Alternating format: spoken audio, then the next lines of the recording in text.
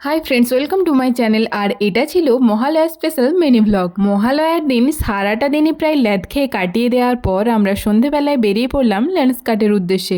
কারণ আমার চশমাগুলো বেশ পুরনো হয়ে গেছে, তো এগুলো একটুখানি চেঞ্জ করে নিউ লুক ক্রিয়েট করতে হবে, কারণ পুজো এসে গেছে। তো বেশ অনেকক্ষণ খোঁজাখুঁজির পর ফাইনালি দুটো ফ্রেম আমার পছন্দ হয়েছে, তো চশমা বানাতে দিয়ে চলে এসেছি। আর বানাতে মোটামুটি 4 থেকে 5 দিনের মতো টাইম লাগবে।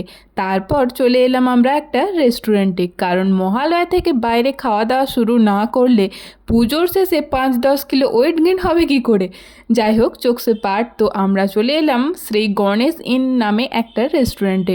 এখানে এসেই যথারীতি আমরা খাওয়া দাওয়া তো স্টার্ট করে দিয়েছি। আর মাম্মাকে দেখছো কি মজা করে খাচ্ছে, সাথে আবার হাতও মুছে নিচ্ছে, একদম বড়দের মতোই হাব ভাব শিখে গেছে। যাই হোক, তো প্রথমেই আমরা অর্ডার করেছিলাম চিকেন 65। এটার টেস্ট এবং কোয়ান্টিটি দুটোই কিন্তু বেশ ভালো ছিল।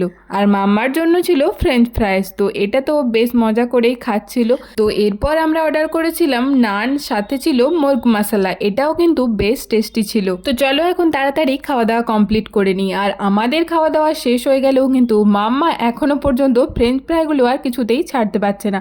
তো যাই হোক, চলো এবার বাড়ির পথে যাওয়া যাক। আর যাবার সময় মনটা আরও একটুখানি খুশি হয়ে গেল এই লাইটগুলো দেখে। দুর্গাপুজোর জন্য এই লাইটগুলো সাজানো হয়েছে, পুরো রাস্তা জুড়ে কিন্তু লাইটই লাইট। তো এই ভিডিওটা তোমাদের কেমন লাগলো সেটা কিন্তু আমাকে অবশ্যই কমেন্ট করে জানিও। আর ভালো লাগলে প্লিজ চ্যানেলটা সাবস্ক্রাইব করে দিও। Thanks for watching, bye bye.